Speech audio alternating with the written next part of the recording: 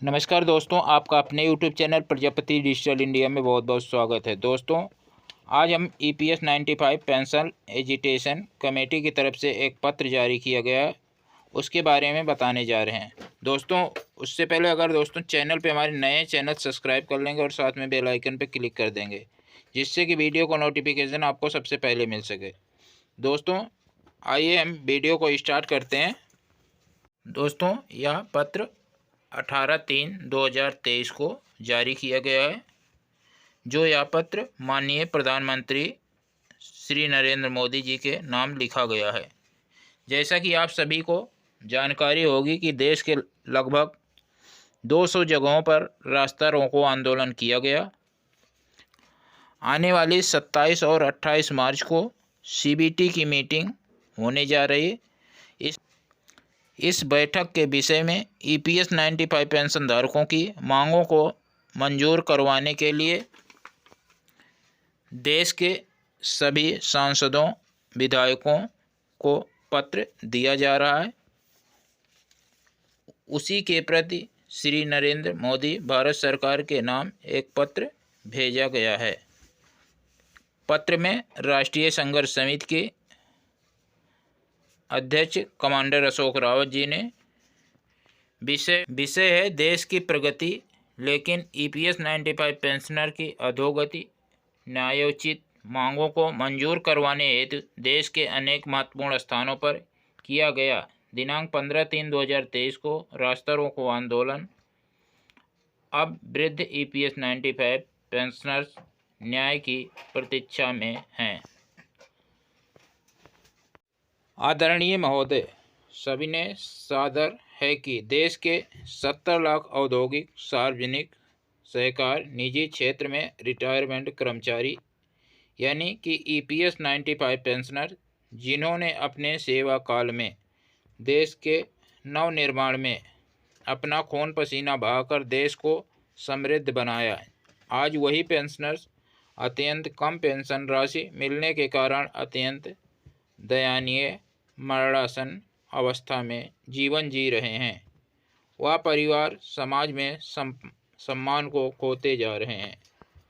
एक तरफ भारत सरकार लोक कल्याण हेतु अनेकों पेंशन योजनाएं सुचारू रूप से चला रही है, लेकिन EPS 95 कर्मचारियों ने उनकी पूरी सेवा के दौरान सरकारी नियमानुसार 417 रुपये, 541 रुपये, 1250 रुपये प्रति माह पेंशन फंड में जमा करवाया।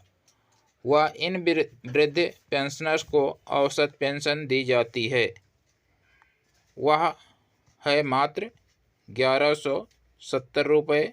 यह राशि इतनी कम है कि इससे पति पत्नी का जीवन यापन तो दूर, इस वृद्धावस्था में इस राशि से औषधि उपचार का खर्च भी पूरा नहीं होता। इस EPS 95 पेंशन योजना के अंतर्गत फार्मूला के अनुसार जो यह अल्प पेंशन राशि तय की जाती है, वही पेंशन आजीवन कायम रहती है। EPS 95 पेंशनर्स की अधोगति कैसे है?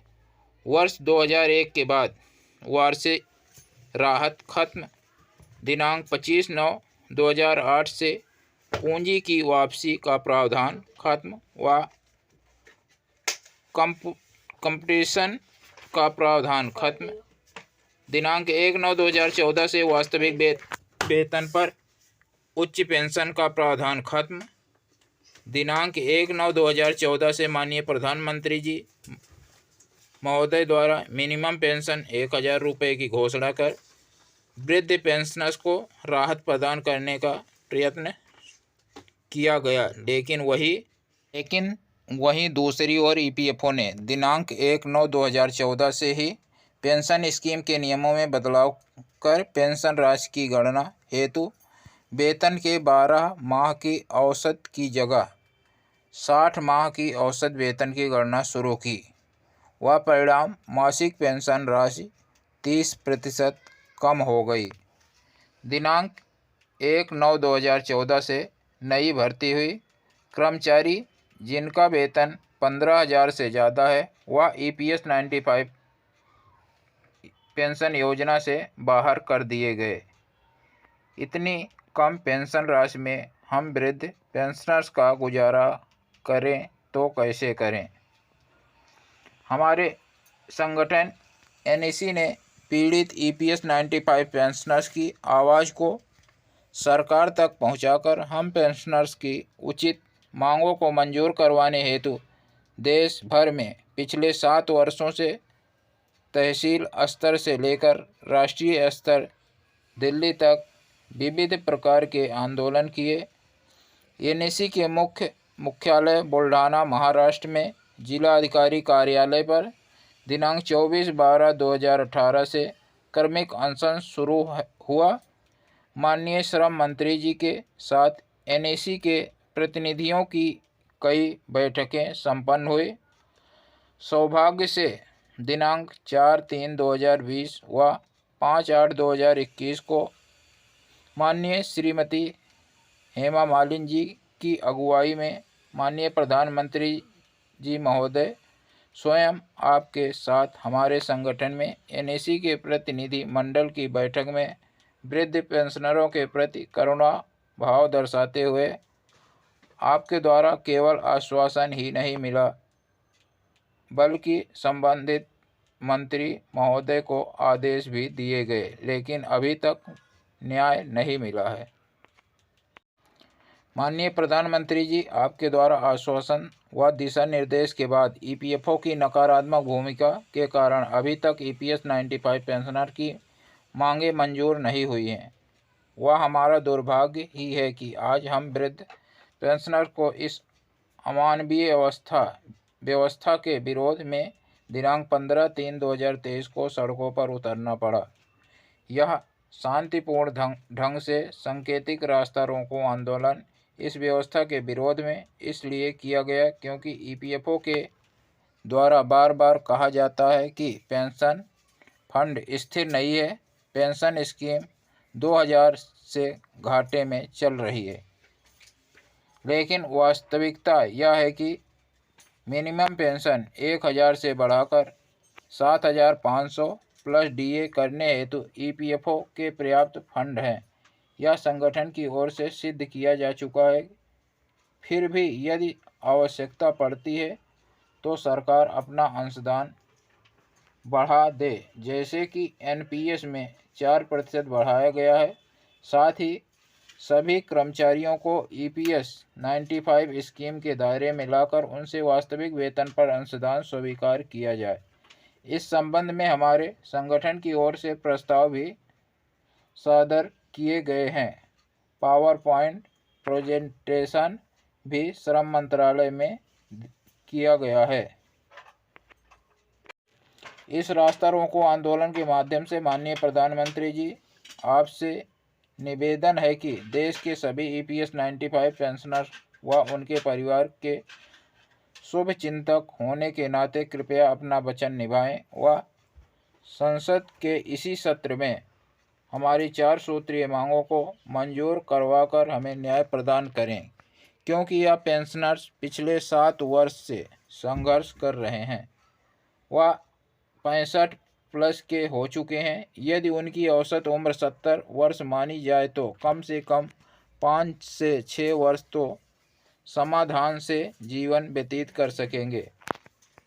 नंबर 1, 2 व्यक्ति पति पत्नी को जीवन जीने लायक मिनिमम पेंशन 7500 महंगाई भत्ता की मंजूरी प्रदान की जाए। यह राशि ईपीएफओ के पेंशन फंड से दी जा सके।